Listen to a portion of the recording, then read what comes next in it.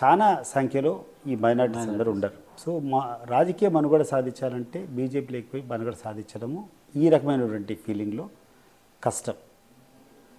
ఇంకోటి కాంగ్రెస్ పార్టీ అనేది ఉంది. కాంగ్రెస్ పార్టీ అనేది ఈ రాష్ట్రంలోనే ఎప్పుడైతే రాష్ట్ర విభజన జరిగిందో రాష్ట్ర విభజనకు కాంగ్రెస్ పార్టీ కారణమని చేసిన తర్వాత ఆల్మోస్ట్ చాలా నిర్వీర్యం అయిపోయింది ఆ పార్టీ. సో ఆ పార్టీ లేకపోయినా కూడా దానివల్ల ఎటువంటి బెనిఫిట్స్ ఉండవు. మిగిలిన రెండు YSR Congress party, Telugu Desam party. So Telugu Desam పార్టీలో ఆయన దగ్గర అనుమానం ఉండేటప్పుడు, ఆయన దగ్గర అటువంటి మనసు స్థానం ఉండేటప్పుడు నేను అడిగిపోవడం కరెక్ట్ కాదు. ఒకసారి నమ్మకం కోల్పోయిన తర్వాత తిరిగి అడిగిపోవడం అనేది అంటే పోయిండొచ్చు. అంటే నిజాయితీగా ఆయన కూర్చొని దానికి కారణమో దానికి క్లారిటీనో లేదమ్మా గంట సేపు కూర్చుందాం మాట్లాడదాం ఈ వెట్ట జరిగినా ఏమన్నా ఒకసారి ఎవడో చెప్పింది పొరపాటు నేను నమ్మానని చెప్పింటేనో లేకుంటే ఏదో ఒక రకంగా చేసినట్టే పోయిండొచ్చేమో. ఇంకోటి ఏంటంటే వైఎస్ఆర్ కాంగ్రెస్ పార్టీ 27 సంవత్సరాల నుంచి వాళ్ళ కుటుంబం మీద పోరాడుతున్న వాళ్ళు ఏ రోజైతే వాళ్ళన్నీ పక్కన పెట్టి 27 సంవత్సరాలకు వాళ్ళకు పెట్టేటువంటి ఇబ్బందులు రాజకీయంగా వాళ్ళ మీద చేసేటువంటి పోరాటం అన్నీ మర్చిపెట్టి ఒక పెద్ద హృదయంతో రామ్ సుబ్బారెడ్డి గారు రీజనల్ కోఆర్డినేటర్, తర్వాత సురేష్ బాబు మన కడప మేయర్, ఆయన కూడా రీజనల్ కోఆర్డినేటర్ ఈ 2 జిల్లాలకు, కడప అండ్ అన్నమయ్య జిల్లాలకు. సో వాళ్ళని పంపించి ఆయన రమ్మని చెప్పండి పార్టీలోకి బాగుంటుంది మా అందరికి కూడా అని చెప్పి ఆయన ఆహ్వానం పంపించినప్పుడు చాలా హ్యాపీ ఫీల్ అయినా. నన్ను ఎవరైతే 27 సంవత్సరాలు ఉపయోగించుకున్నారో వాళ్ళేమో కనీసం నాతో మాట్లాడని ప్రయత్నం కూడా చేయలేదు. ఎవరితో అయితే నేను పోరాటం చేశానో వాళ్ళు నన్ను గుర్తించి మీరు వస్తే బాగుంటుంది, మీరు వస్తే మాకు ఉపయోగం ఉంటుందని చెప్పి ఆహ్వానం పంపించినప్పుడు నాకు కొంచెం టైం ఇవ్వండి, ఒక 2-3 రోజులు మా అంచెత నిర్ణయం అనేది తీసుకోవడం నేను నా వ్యక్తిగతం కాదు కదా, రాజకీయాలు చేయాలన్నప్పుడు సమిష్టి నిర్ణయం తీసుకోవాలా. మా అనుచరులు కానీ నాతో చేయలేటువంటి నాయకులు, మా బంధువులు, మిత్రులు అందరినీ కూడా కలుసుకుని వాళ్ళ అభిప్రాయాలు తీసుకొని నాకు 2 రోజులు టైం అని చెప్పి అడిగాను. 2 రోజులు టైం తీసుకున్న తర్వాత ఎప్పుడు కూడా ఒక అభిప్రాయం అనేది పూర్తిగా ఏకాభిప్రాయం అనేది ఉండదు. ఒక మిక్స్డ్ అభిప్రాయం వస్తుంది. కొంతమంది లేదన్నా మనం తెలుగుదేశం పార్టీలోకే పోవాలా, మన మాతృ సంస్థ కదా, ఇన్నేళ్ళు కూడా మనం పోరాటం చేశాం, ఆ పోరాటంలోనే అందరూ కూడా వాళ్ళకి వ్యతిరేక భావాలు ఉండేటువంటి వాళ్ళు వచ్చారని చెప్పి కొంతమంది చెప్పడం. కొంతమంది మనకు అక్కడ స్థానం లేనప్పుడు ఇంకా అక్కడ ఉండడం అనవసరం కదన్నా, మేమందరం కూడా ఇబ్బంది పడుతున్నాము, ఇట్లా పోతేనే మీకు 10 మంది చేయొచ్చు అనేటువంటి మాట చెప్పడం. 2 బైరెన్స్ చేసుకున్న తర్వాత ఎక్కువ మంది ఇప్పుడున్నటువంటి పరిస్థితుల్లో చంద్రబాబు నాయుడు, లోకేష్ వ్యవహరిస్తున్నటువంటి వాళ్ళ వ్యవహార శైలిలో అక్కడ కొనసాగడం కరెక్ట్ కాదు. ఈయన ఆహ్వానం చేసినప్పుడు తెలుగుదేశం పార్టీని గురించి ఆలోచన చేయకుండా వైఎస్ఆర్ కాంగ్రెస్ పార్టీలో చేరడమే మంచిదనేటువంటి ఒక మెజారిటీ అభిప్రాయం నాకు వచ్చినప్పుడు సరే అని చెప్పి సంసిద్ధత వ్యక్తం చేసి అందరికీ ఒక 5-6 వేల మంది మా అభిమానులు మా వాళ్ళందరితో కూర్చొని ఆత్మీయ సమావేశం పెట్టుకోవడం, ఆ సమావేశంలో నిర్ణయం తీసుకొని అనౌన్స్ చేయడం జరిగింది. దాని తర్వాత వెంటనే మా కడప ఎంపీ గారు, రామ్ సుబ్బారెడ్డి వీళ్ళంతా కూడా ముఖ్యమంత్రి గారి దగ్గరకు వచ్చి పార్టీలో చేరమని చెప్పి ఆహ్వానించడం. 2 రోజుల కిందట 1వ తారీఖు అనుకుంటా, మార్చి 1వ తారీఖు ముఖ్యమంత్రి దగ్గరికి పోవడము, వైఎస్ఆర్ కాంగ్రెస్ పార్టీ కండవా కప్పుకోవడము, ఆ పార్టీలో చేరడం జరిగింది. నాయకుడి లక్షణాలు అంటే వాళ్ళ అనుచర వర్గం కానీ వాళ్ళని నమ్ముకున్న వారి అభిప్రాయాలని తీసుకొని తర్వాత మీరు రావడం జరిగింది సంపూర్ణంగా. అంటే ఒక నాయకునికి ఉండవలసిన లక్షణాలు. ఇప్పుడు మీరు వైఎస్ఆర్సీపీలోకి వచ్చారు, నెక్స్ట్ మీరు వేయబోయే అడుగులు వైఎస్ఆర్సీపీతో వేస్తూ రాబోయే ఎన్నికలను ఎదుర్కొంటారు. ఆ ఎన్నికల్లో టీడీపీ జనసేన పొత్తులో భాగంగా వస్తున్నారు. జనసేన అధ్యక్షుడు, జనసేన నాయకుడు ఈ విధంగా ఆలోచించాలి. మీరు చెప్పిన విధంగా అయితే నేను చెప్పినట్టే రాండి, నేను చెప్పినట్టే వెళ్ళండి, నా మాటే వినాలి అందరని. ఇప్పుడు బీటెక్ రవి గారు, భూమిరెడ్డి రామిరెడ్డి గారు ఇద్దరు కలిసి వస్తున్నారు. దాన్ని మీరు ఎలా ఫేస్ చేయాలనుకుంటున్నారు? అంటే ఇప్పుడు మీరు వైఎస్ఆర్సీపీ నుంచి మీకు ఆపోజిట్గా బీటెక్ రవి గారు, భూమిరెడ్డి రామిరెడ్డి గారు ఇద్దరు కలిసి వస్తున్నారు కదా. 27 సంవత్సరాలు నేను తెలుగుదేశం పార్టీలో ఉన్నా. తెలుగుదేశం పార్టీలో కూడా చంద్రబాబు నాయుడు గారిని నన్ను పూర్తిగా నిర్లక్ష్యం చేశానని చెప్పి నేను ఎప్పుడు చెప్పడం లేదు. బట్ ఒక సమస్య మీద పోయినప్పుడు ఆయన చూపించేటటువంటి చొరవ కానీ, ఆ పనుల పట్ల ఆయన చేయాల్సినటువంటి విధానం కానీ, నేను ఒకసారి మొట్టమొదటిసారి నేను జగన్మోహన్ రెడ్డి గారితో మనసు విప్పి 1 నిమిషం కంటే మాట్లాడడం జరిగింది మొట్టమొదటిసారి. అంతకుముందు 2-3 సార్లు ఎదురుపడినా ఎక్కడ ఎలక్షన్స్లో ఎక్కడ ఎదురుపడ్డము, లేకుంటే కౌంటింగ్ టేబుల్ ఎదురుపడ్డము. వాళ్ళ ఫాదర్ చనిపోయినప్పుడు ఒకసారి సంతాపం తెలియజేయడానికి పోయినప్పుడు ఒక నిమిషం మాట్లాడడం జరిగింది తప్పితే, నిన్న ఆయన దగ్గరికి పోయినప్పుడు ఒక 1.5 hour కూర్చొని మాట్లాడాను. 1.5 గంట ఆయనతో మాట్లాడిన తర్వాత ఒకటే ఒక అభిప్రాయం నాకు వచ్చింది. అసలు ఇంత మంచి మనుషుల మీద నేను పోరాటం చేశాను ఇన్ని రోజులు. అసలు ఇటువంటి అభిప్రాయం ఉండే వాళ్ళ మీద నేను ఇన్ని రోజులు పోరాటం చేశాను అనేటువంటి బాధ, భవిష్యత్తులో ఇంకా వీళ్ళ కోసం పనిచేసేదానికి అవకాశం వచ్చిందనేటువంటి సంతోషం రెండు కూడా ఆ సందర్భంలో కలిగాయి. జస్ట్ విత్ దట్ 1.5 hour మాకు జరిగినటువంటి సంభాషణ మధ్య. నేను ఏ రోజన్నా చంద్రబాబు నాయుడు గారి దగ్గరికి పోయి ఏదైనా సాధించాలంటే ఒక యుద్ధం చేయాల్సి వచ్చేది. దానికి ఒక పని సాధించుకోవాలంటే 5 సార్లు పోవడము, 10 సార్లు పోవడము, దానికి రకరకాలైన ఆంక్షలు పెట్టడము, లేకుంటే దానికి రకరకాల మెలికలు పెట్టడము, భంగపోవడము, లేకుంటే ఏదో ఒకటి పడ్డం. దానికి ఒక విధానం వేరు. అపాయింట్మెంట్కి అపాయింట్మెంట్ నాకు ఇప్పుడు చంద్రబాబు నాయుడు గారితో అటువంటి ప్రాబ్లం ఏం లేదు. కానీ బట్ ఒక పని చేయాలంటే దానికి చేయాల్సినప్పుడు ఆయన దగ్గర నుంచి వచ్చేటువంటి కథ. నిన్న జగన్మోహన్ రెడ్డి గారి దగ్గరికి పోయినప్పుడు 1 గంటలో నేను ఆయనతో మాట్లాడిన తర్వాత వచ్చినటువంటి ఆ నమ్మకము, ఆ విశ్వాసము, ఆ ధైర్యము నిజంగా ఎవరు కూడా లైఫ్లో పొందలేరు అనుకుంటా.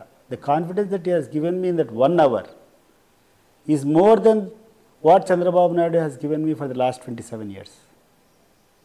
ఆయన ముఖ్యమంత్రి స్థాయే. చంద్రబాబు నాయుడు గారు 14 సంవత్సరాలు ముఖ్యమంత్రిగా ఉన్నారు. జగన్మోహన్ రెడ్డి గారు 5 ఏళ్ళ ముఖ్యమంత్రిగా ఉన్నింది.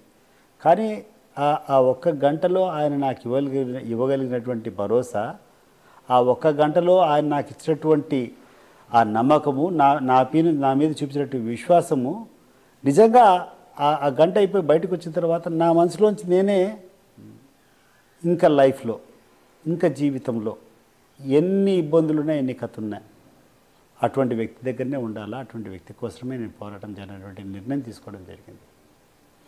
ఈ విషయం బయట వేరే మిత్రులతో మాట్లాడేటప్పుడు, ఎందుకు నువ్వు అంత ఎక్స్ట్రాడినరీగా చెప్తాడు, ఏముంది నువ్వు చేరాలనుకున్నా చేరినావు, ఏం లైఫ్ లాంగ్ నువ్వు ఆయనకే చేయాలా, ఎందుకు అంతగా మాట్లాడతాడు ఏమన్నాడు. నేను I said it is voluntary. అది నా మనసులోంచి వస్తుంది. ఇప్పుడు నేను రాజకీయాలకు కొత్త కాదు. రాజకీయాలు చాలా ఉన్నతమైన వ్యక్తులతో నేను చాలామంది నాకు పరిచయం, ఎంతోమందితో ఎన్నో సందర్భాల్లో పోయినా మాట్లాడి చూస్తాను. కానీ ఈ 1 గంట కాలంలోనే that was the impression that Jaganmohan Reddy has given me. ఈ 1 గంటన్నర సేపు ఆయనతో మాట్లాడిన తర్వాత మనిషి పట్ల ప్రేమ అంటే ఎట్లుంటుంది, ఒక సమస్యను పరిష్కారం చేయాలంటే ఏ రకంగా ఉండాలా, ఒక మనిషి యొక్క విశ్వాసం చూరగొనాలంటే ఏం చేయాలా, ఈ 1 గంటలోనే చూసా.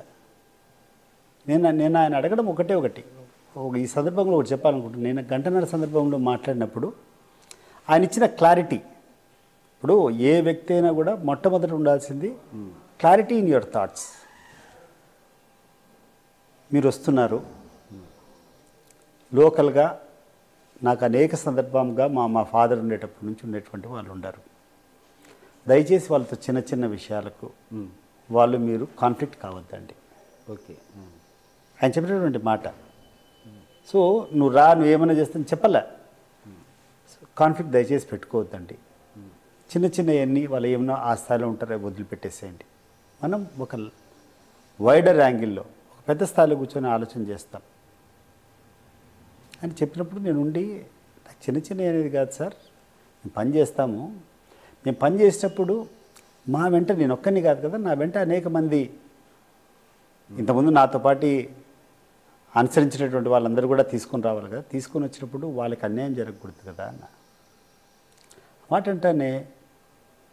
అదెందుకు, నేను ముఖ్యమంత్రి, నేను చేయలేకుంటే ఇంకెవరు చేస్తారు ఇది అని వెంటనే ఆయన బెల్ కొట్టి ఆయనకున్నటువంటి 3 ముఖ్యమైనటువంటి కార్యదర్శులు పిలవడం జరిగింది.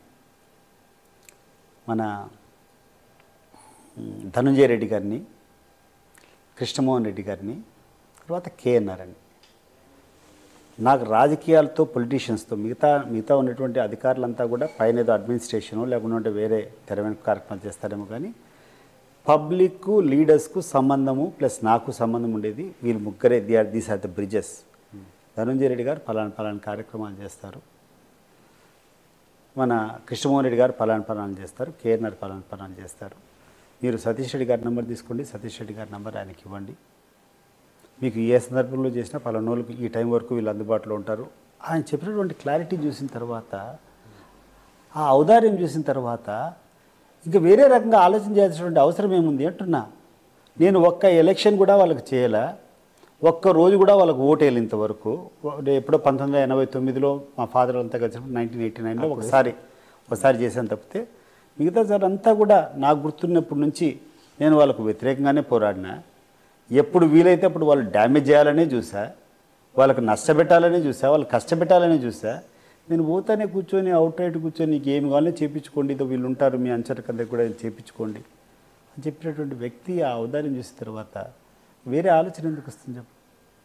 సో టోటలీ ఆయనను రిసీవ్ చేసుకున్నటువంటి విధానం, ఆయన నాకు ఇచ్చినటువంటి ఊతం, ఆ గంట సేపట్లో పబ్లిక్ గురించి జనాలకు మనం ఏం చేసినటువంటి ఆలోచన చేసినటువంటి నేను ఎందుకంటే ఎప్పుడు కూడా నేను చూస్తే మా ఇంట్లో ఆంధ్రజ్యోతి పేపర్ వస్తుంది, లేదా అప్పుడప్పుడు ఈనాడు పేపరు, ఆంధ్రజ్యోతి ఈనాడు చూస్తుంటే మేము సాక్షి పేపర్ అనేది నేను ఎప్పుడు చూడను.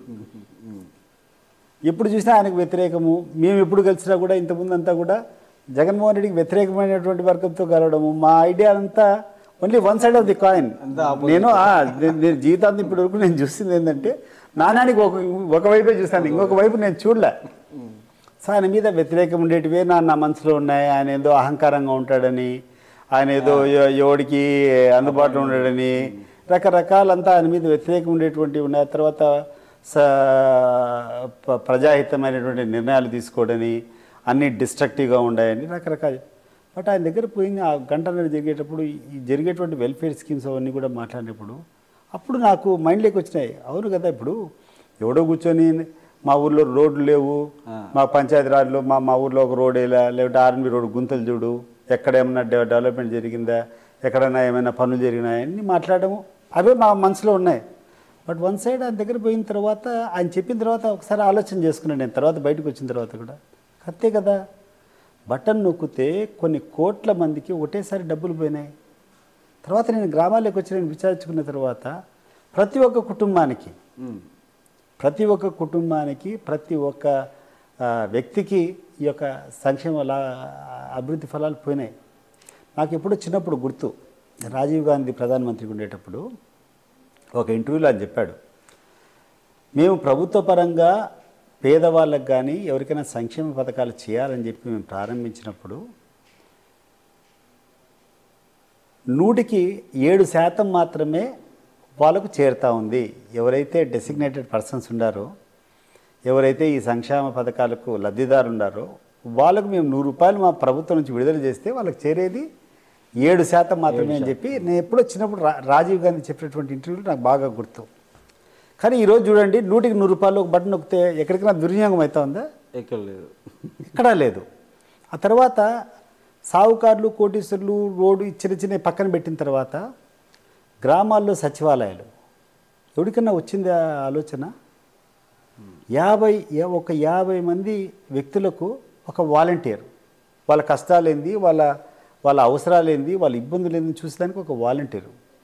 ప్రతి గ్రామంలో ఒక సచివాలయం, ఒక 20-30 మంది ప్రభుత్వం తరపున అధికారులు ఇవన్నీ సాల్వ్ చేసేదానికి.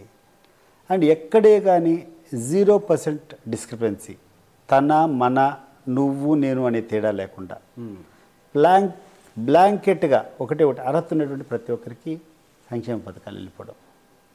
ఒకటోది ఏది వస్తుందా, ఉదయం సూర్యుడు ఇంకా వెళ్ళకముందే ప్రతి ఒక్కరికి పెన్షన్లు వెళ్ళిపోతున్నాయి. బట్ మా వేంపల్లి చాలా పెద్ద గ్రామం. వేంపల్లిలో మా తమ్ముడు సర్పంచ్గా ఉన్నాడు. ఆల్మోస్ట్ 3000 మంది బెనిఫిషరీస్ ఉన్నారు, పెన్షనర్స్. సో వాళ్ళు పెన్షన్ ఇవ్వాలంటే 2 రోజులు 3 రోజులు పట్టేది. ఎందుకంటే ప్రతి ఒక్కరికి తీసుకొని పోవడము, ఆ వేలుముద్ర వేసుకోవడము. సో ఈ లోపల ఆ ముసలి వాళ్ళంతా ఆ పంచాయతీ బోర్డు ఆఫీస్ దగ్గర పాపం నానా ఇబ్బందులు పడుకుంటా వాళ్ళు 2 రోజులు 3 రోజులు వెయిట్ చేసి డబ్బులు తీసుకునేవాళ్ళు. ఈరోజు ఎవడు ఎక్కడికి పోవాల్సిన అవసరం లేదు. వాళ్ళ ఇంటి దగ్గరికి పోయి వాలంటీరు సూర్యుడు ఉదయించే లోపల 1వ తారీఖు పోతానే వాళ్ళకి పెన్షన్ వాళ్ళ చేతిలో పెడతానంటే ఇంతకంటే గొప్ప గొప్ప ఫీలింగ్ ఎవరు ఇవ్వగలుగుతారు? రేషన్ ఉంది. ఇంతకుముందు రేషన్ షాపులో వాడు ఇస్తాడో ఇయ్యాడో, టైం అయిపోయిందని చెప్పి ఎగరగొట్టడం అన్నీ జరుగుతున్నాయి. ఇప్పుడు వాళ్ళే తీసుకుని వచ్చి ఇంటి దగ్గరకు వచ్చి ఇచ్చిపోతుండరు. మూడవది వ్యవసాయదారులకు కూడా ఇప్పుడు ఏమైనా ఇంతకుముందు ఇన్పుట్ సబ్సిడీలు ఏమైనా రావాలా, లేకుంటే విత్తనాలు కావాలా, ఫర్టిలైజర్స్ కావాలా, అప్లై చేస్తే రోడ్ల మీద కూర్చొని అది పెద్ద క్యూ, దానికి మళ్ళీ పోలీసు బందోబస్తు అనేక సందర్భాలు చూసాం. ఆ స్టాక్ వచ్చిందంటే వందల మంది, వేల మంది రైతులందరూ రోడ్ల మీద కూర్చొని నిలబడుకొని ఆ ఇచ్చేటువంటి ఫర్టిలైజర్స్ కానీ, ఆ ఇచ్చేటువంటి సబ్సిడీ విత్తనాలు కానీ తీసుకొని పోయేటువంటి సందర్భాలు ఆ కళ్ళ ముందర ఉండేటి మనటి వరకు. కానీ ఈరోజు ఎక్కడన్నా రోడ్డు మీద రైతు వచ్చి కూర్చొని అవసరం ఉందా? రైతు భరోసా కేంద్రాలు పోతే ఎవరెవడైతే రిజిస్టర్ చేస్తారో కావాలంటారో వాళ్ళకి డోర్ డెలివరీ జరుగుతుండే. ఇవన్నీ డిస్కషన్ చేశారు. ఇవన్నీ జరుగుతాయి, డిస్కషన్ కాదు, నేను కూడా ఇది జరుగుతున్నాయి అంటే ఆయన ఒకటే చెప్పాడు. మరీ డీటెయిల్గా పోయినా డీటెయిల్గా నేను గమనించింది ఆయన దగ్గర డిస్కషన్ చేసినప్పుడు ఒకటి, ఐఎమ్ వెరీ హ్యాపీ, నేను 5 సంవత్సరాల్లో చాలా మంచి పాలన ఇవ్వగలిగిన, ప్రతి ఒక్కరికి నేను అందుబాటులోకి పోగలిగిన, ప్రతి ఒక్కరికి నేను చేయగలిగిన, I'm the most happiest person and ఆరాంగా మళ్ళీ నేను గెలిపిస్తాననేటువంటి నమ్మకం అని చూపించినప్పుడు బయటికి వచ్చిన తర్వాత విచారిస్తే ఈ 2-3 డేస్లో కరెక్టే కదా అనిపిస్తుంది. ఈరోజు నేను నా ఇంట్లో కూర్చొని ఉంటే నేను ఒక క్యాబినెట్ ర్యాంక్ నాకు పదవి, నేను డిప్యూటీ చైర్మన్ అయినప్పుడు కూడా నాకు లభించలేదు ఇంత స్పందన. ఈరోజు నేను ఏమీ చేయలేదు, నేను ఊరికి జగన్మోహన్ రెడ్డి గారు కలిసి వేంపల్లికి వచ్చి నా ఇంట్లో కూర్చుంటే మీరు చూస్తారు తెలియతున్న ఆల్మోస్ట్ నీకు ఆ షాలు చూస్తే ఒక బట్టలంగడి పెట్టచ్చు. నిరంతరం వందల మంది వచ్చి మంచి పని చేసినామన్నా, మేమందరం కూడా ఉంటామన్నా అంటే పాతగా ఉన్నటువంటి కాంగ్రెస్ వైఎస్ఆర్ పార్టీ వాళ్ళు కాకుండా నాతో అనుసరించినటువంటి అనేక మంది కూడా ఈరోజు వచ్చి మంచి నిర్ణయం తీసుకున్నాం, మేమంతా కూడా నీతో పాటు వస్తామని చెప్పి అభినందనలు తెలపడం.